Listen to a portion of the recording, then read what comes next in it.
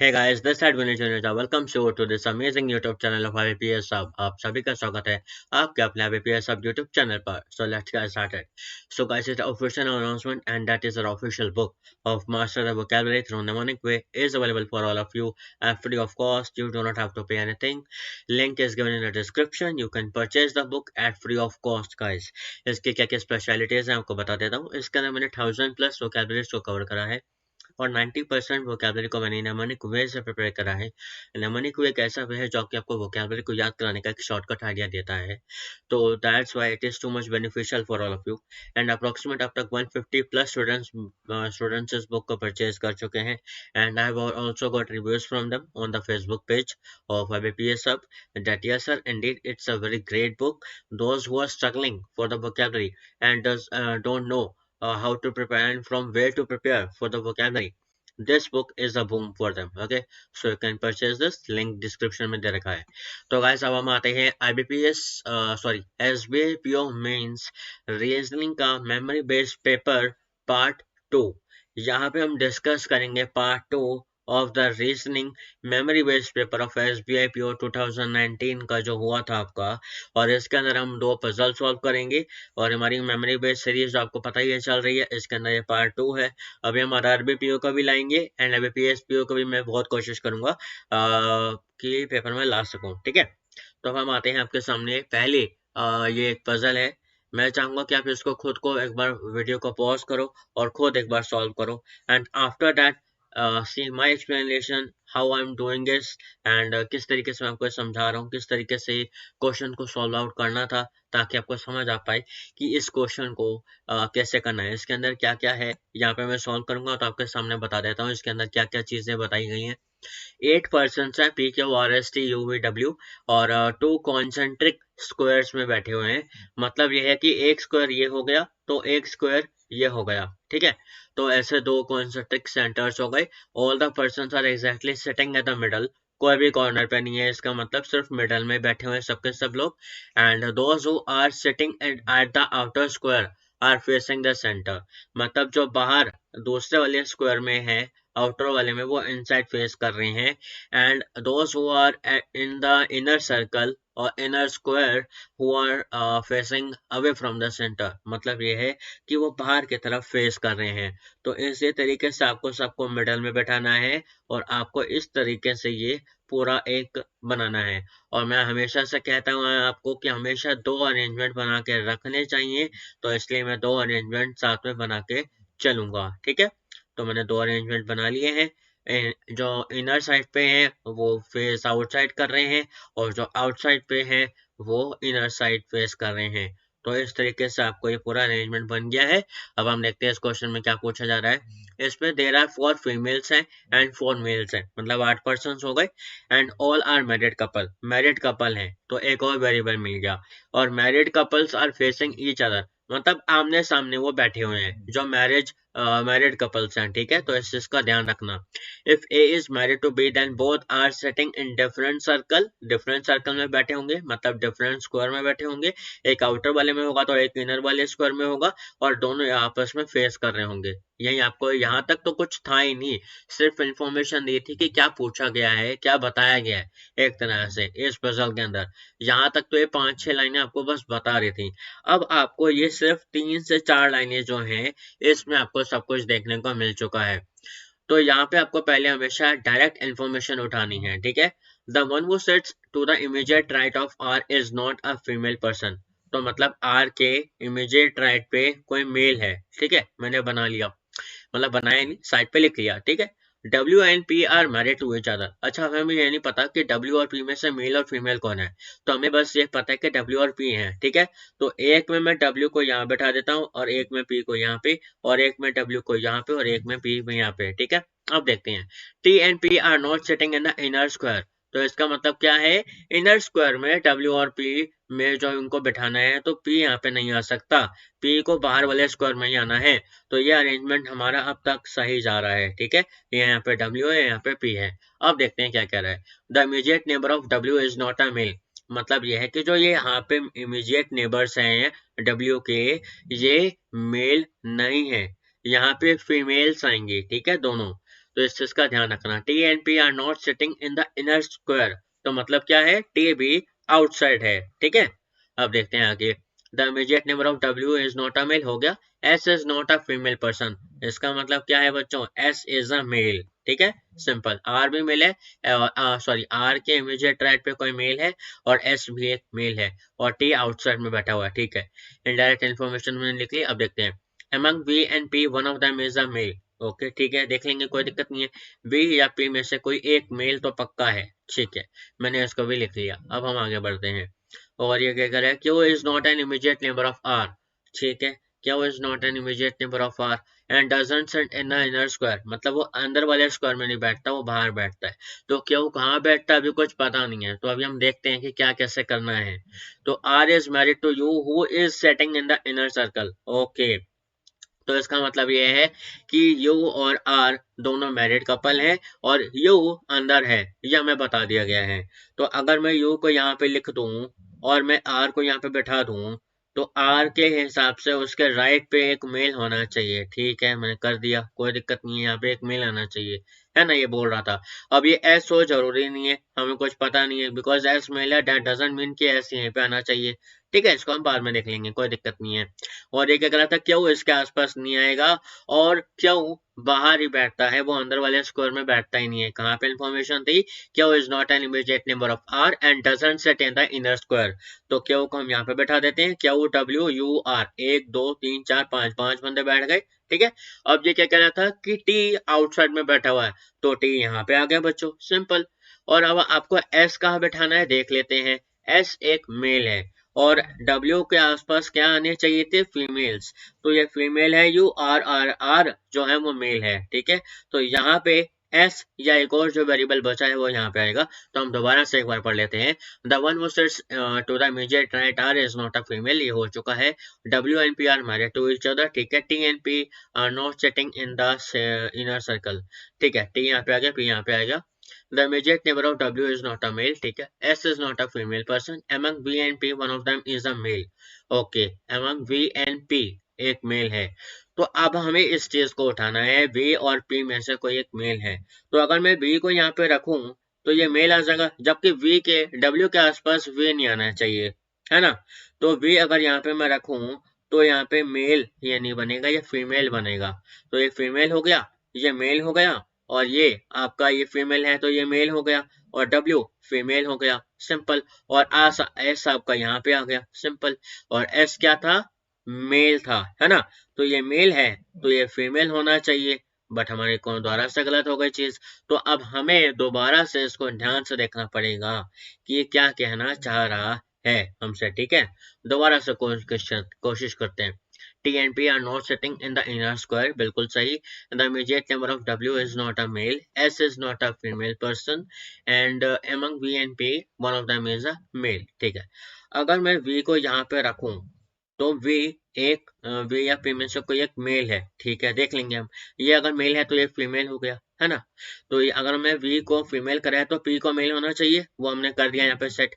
तो T और V यहाँ पे आ गए। और यहाँ पे अगर मैं S को रखूं तो ये आपका क्या बनेगा, एस मेल है तो क्या हो गया, फीमेल। अब हमारी सेटिंग यहाँ पे बैठ गई है, दोनों तरफ आपके क्या आ गए हैं, मेल। अब ये दोबारा से यहाँ पे गलत हो गया, तो अब हम दोबारा से इसको सेटिंग अच्छे तरीके से बैठाएंगे और इसको अच्छे तरीके से दोबारा सॉल्व करते हैं, बिकॉज आपको कंफ्यूजन होंगी ही, ये मेंस का एग्जाम है, ठीक है ना। तो दोबारा से बनाते हैं, एक कौन सा ट्रिक यहाँ पे हो गया और एक आपका यहाँ पे हो गया, ठीक है। और यहाँ पे आपके पर्सन बैठे हैं, सिंपल।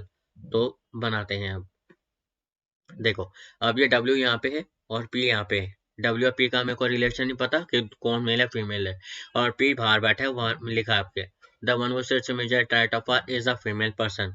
तो R के इमीडिएट राइट पे आपको एक मेल मिलेगा, है ना। तो देख लेते हैं। तो अगर R यहाँ पे है तो U यहाँ पे आ गया, और U क्या है हमें पता नहीं, अभी देख लेते हैं। The immediate number of W is not a male, W and P are married to each other and T and P is not sitting to the inner square, ठीक है, कोई दिक्कत नहीं है।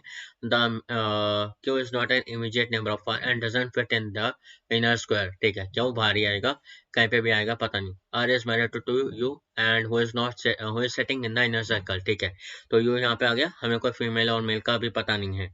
अभी ये क्या कह रहा है कि क्यों भी बाहर बैठता है और टी भी बाहर बैठता है। तो अगर मैं यहाँ पे टी को बैठाता हूँ और क्यों को यहाँ पे बैठाता हूँ, बिकॉज क्यों आसपास आर के नहीं आएगा, तो क्यों यहाँ पे नहीं बैठ सकता, यहाँ पे टी आएगा, है ना। अब देखते हैं हमें क्या करना है यहाँ पे। तो अगर यहाँ पे मैं एस को बैठाऊं, एस मेल है, ये फीमेल हो गया, और ये फीमेल है तो ये मेल हो गया, तो ये मेल हो गया, तो ये फीमेल हो गया। और यहाँ पे आर और यू का भी हमें पता नहीं है, अभी हम दोबारा से चेक करेंगे। S is not a female, ठीक है ना, बट हमें पता था कि डब्ल्यू के आसपास फीमेल्स आएंगे, मेल्स नहीं आएंगे, तो ये फीमेल है तो ये मेल हो गया। बिल्कुल बन गई सेटिंग अप अच्छे तरीके से हमारी पजल की। यही हमका सॉल्यूशन है। यहाँ पे तो बात ही गलत हो गई थी कि पी अंदर आ ही नहीं सकता, पी बाहर आना था, तो ये शुरुआत में गलत हो गया था।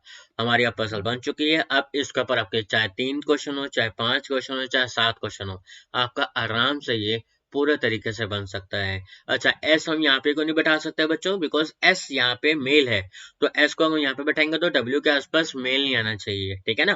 तो एस को हमने यहाँ पे बैठाया और वी को हमने यहाँ पे बैठाया, बिकॉज यही दो वेरिएबल्स थे जो बार बार बच रहे थे हमारे, जिसमें मैं खुद कंफ्यूज हो गया था कि कहाँ पे किसको बैठाना है, बिकॉज ये थोड़ा कंफ्यूजन था, मेल और फीमेल और कौन सा ट्रिक आपके दो स्क्वायर होगा इसलिए। तो गाइज यहाँ पे देखो, यहाँ पे आपको 7 पर्सन्स की पजल मिल रही है, मतलब 7 पर्सन्स इसमें बैठे हुए हैं, ACFJNRV, और सबके सब रिलेटेड हैं वी से किसी न किसी ब्लड रिलेशन के अंदर, और फेसिंग नॉर्थ है इनकी, लीनियर बेस पजल है ये। और इसके अंदर आप पजल अब बनाने शुरू करते हैं। हमेशा 2 अरेंजमेंट बना के रखना चाहिए, पहले मैं एक बना के रख रहा हूँ, 1 2 3 4 5 6 7, ठीक है। तो अब आपका पहले क्या करें, J sits third from the extreme end. अच्छा, इसने ये नहीं बताया कि लेफ्ट से राइट से, मैं एक बार राइट से करके देखता हूँ, ठीक है। तो लेफ्ट में ये आ गया, एक बार मैं पेन की थिकनेस को कम कर लूँ, ठीक है। अब देखो, जे आपका third from the right hand मैंने रख दिया है। अब ये क्या कह रहा है, whose father sit second to the right of the J. तो वी के जो फादर हैं वो यहाँ बैठते हैं, ठीक है। अब देखो, only 3 person are setting between V's father and V's sister. अच्छा, वी के फादर और वी के सिस्टर के बीच में 3 बंदे हैं, 1 2 3, तो यहाँ पे आ गई वी की सिस्टर, ठीक है। देखते हैं अब आगे। और only 3 person between V father and sister हो गया, as many people set to the left of the V sister to the right of the V mother.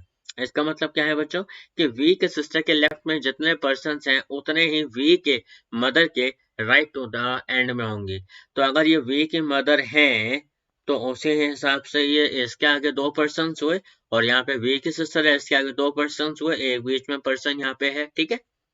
Only 1 person set between N and V's mother. अच्छा, अब N और V के mother के बीच में एक ही पर्सन बैठा हुआ है, तो अगर मैं एन को यहाँ पे रखूं और यहाँ को अभी रिलेशन को ऐसे बनाता जाऊं, तो सी का क्या करे, C is the father of R, ठीक है, ये फादर है, और N is the son of C, तो सी फादर है एन के भी, और एन क्या, एन अगर पापा है वी के, और वी की मम्मी जे है, मतलब वी की मदर जे हैं, तो 1 2 3 4 5 5 पर्सन की सेटिंग हो गई। अब एक और रिलेशन बनाना है, अभी 2 रिलेशन और रहते हैं, वैसे आर का हमें रिलेशन नहीं पता कि वो उसकी क्या है लगती है, ठीक है, या तो वो मेल है या फीमेल है आर। अब हम देखते हैं आगे कैसे बनेगा ये सिस्टम पूरा। N is the son of the C. अब A sits third to the right of the C. अगर मैं सी को यहाँ पे रखूं तो 1 2 3 ए यहाँ पे आ गया, बिल्कुल सही। C is the father of R, बिल्कुल सही हो गया। F sits to the immediate right of R। अच्छा, R के ठीक राइट पे F है, तो ठीक है। अगर R यहाँ पे F यहाँ पे, तो F हुई V की सिस्टर, ठीक है। देख लेते हैं, F V की सिस्टर, एक वेरिएबल बचा A। V और A मतलब मैरिड कपल है, और J और N मैरिड कपल है, और आपका कितने पर्सन बढ़ गए, 1 2 3 4 5 6 7, बन गया simple. V is 5 sit second to the left of V। अच्छा, V की जो वाइफ है वो second to the left of the V है। अब V है यहाँ पे आएगा ऑब्वियसली, और कोई जगह बची नहीं है, तो जी अगर V यहाँ पे है तो यहाँ पे और कहाँ पे सेटिंग बैठ रही है, ए की। यहाँ पे अगर सेकंड टू द लेफ्ट में वी के सेकंड टू द लेफ्ट में कौन आया, ए, तो सेकंड टू द लेफ्ट में ए है, तो ये क्या हुआ, wife of the V, V की वाइफ। सिंपल, यही आपका अरेंजमेंट था, इसमें और कुछ करना ही नहीं था। हमेशा दो अरेंजमेंट बनानी जरूरी होती हैं, ये मैं हमेशा कहता हूँ। बट अगर एक पजल में आपका एक बार में बन जाए, ये कोई अचानक से नहीं होता, ये अपने आप बन जाता है अगर बनना हो तो, ठीक है ना। तो हमेशा मैं वैसे कहूंगा, आप हमेशा दो अरेंजमेंट बना के चला करो। बट मेरा एक ही सेटिंग में हमें हमें आराम से बन चुका है, तो मुझे कोई दिक्कत ही नहीं लगी, बिकॉज मेरी सेटिंग बैठ रही थी अपने आप ही कि चलो ठीक है, एन वी के पापा हो गए, जे वी की मम्मी हो गई। तो इसी तरीके से मैं सेटिंग बैठाता गया पजल्स में, इस पजल की, तो इस तरीके से ये हो गई, ठीक है ना। यहाँ पे मैं आपको बता देता हूँ एक और अच्छा सा क्वेश्चन है। इसके अंदर ये एक पेंटागन है, 5 इक्वल साइड्स है, इन विच सर्कल इज इंस्क्राइब्ड। एक पेंटागन है जिसकी 5 साइड होती हैं, आपको पता ही होगा। तो इसके अंदर एक सर्कल भी है, और एक सर्कल जो है इसके अंदर आपको 8 पर्सन है, ठीक है, total, setting in a circular table. ठीक है, सर्कुलर टेबल में 8 पर्सन है, सेंटर में फेस कर रहे हैं, इक्वल डिस्टेंस है, और each of them has certain number of toffees, सबके पास कुछ टॉफिस है। Inside a circle a triangle. अच्छा, अब सर्कल के अंदर एक ट्रायंगल भी है, ये भी चीज हो गई, जो कि एंटी क्लॉकवाइज में नंबर दे रखे हैं 1 2 3 के, ठीक है, तो आपको इसको ध्यान रखना है। और similarly the corners of a pentagon are marked as 1 2 3 4 5 in anti clockwise. तो कॉर्नर्स जो है पेंटागन के, उनको नंबर एंटी क्लॉकवाइज में दिया गया है, उल्टे तरीके से घुमा के। तो इसी तरीके से आपको ये पजल है, इसके अंदर कुछ टॉफीज है, उनका अरेंजमेंट बनाना है। अरेंजमेंट बनाने के बाद आपको उनको रीअरेंज करना है दोबारा से कुछ कंडीशंस के हिसाब से। जब हेड आता है तो आपको क्या करना है, आपको जो भी आपका ट्रायंगल में 1 नंबर पे होगा उसको कॉर्नर पे बैठाना है, और जो आउटसाइड फेस कर रहा हो तो उसकी क्या सेटिंग बैठानी है आपको यहाँ पे दे रखा है। तो इस तरीके से पजल है, ये बहुत ही ज्यादा महत्वपूर्ण है, आप सभी के लिए बहुत ही ज्यादा इंपॉर्टेंट है दिस पर्टिकुलर पजल, बिकॉज आपको इससे बहुत ज्यादा हेल्प मिलेगी। तो एक बार इस पजल को खुद सॉल्व करना, इसमें लिंक में आपको यहाँ पे मैं दे दूंगा, इसका डिस्क्रिप्शन में, मतलब कमेंट सेक्शन में आपको इसका आंसर मिल जाएगा, ठीक है, as soon as possible when I get some responses from all of you, ठीक है बच्चों। So that was all in the whole session. I hope आपको सेशन अच्छा लगा। लाइक करना मत भूलना, कमेंट करो अगर आपकी कोई भी क्वेरीज हो, शेयर करो अपने दोस्तों के साथ, बताओ कि SBI PO मेंस का मेमोरी बेस्ड पेपर का पूरा पार्ट आ चुका है, दोनों पार्ट्स। एंड अगर आपने सब्सक्राइब नहीं करा है, सब्सक्राइब करो, we are very close to the 1000 subscribers and I need it to reach as soon as possible over there. अगर आपको कोई भी क्वेरीज हो, फेसबुक से मेरे साथ जुड़ सकते हो, to facebook.com/IBPSUp, and you can connect with me 95400 You can send me your queries here on the WhatsApp. Please do not call me, the call will not reach. मैं मैसेज करो अगर आपको कोई भी क्वेरीज हो, I will reply to your queries as soon as possible. Thank you. Bye bye.